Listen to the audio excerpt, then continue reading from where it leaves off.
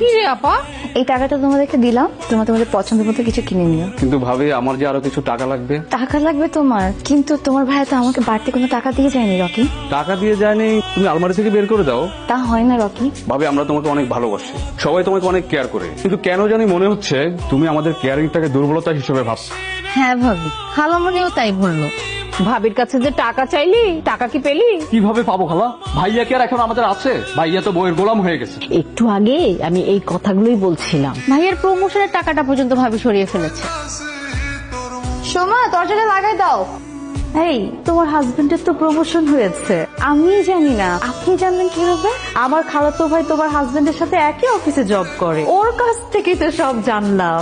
দোয়া করবেন ভাবি।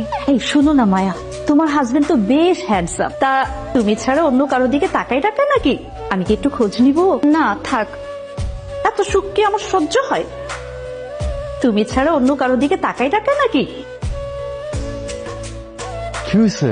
তুমি এইভাবে দাঁড়াইছো কেন? কিছু না, আপনি অফিসে প্রমোশন পেয়েছে, উপরতলার ভাবি জানতে পেরেছে।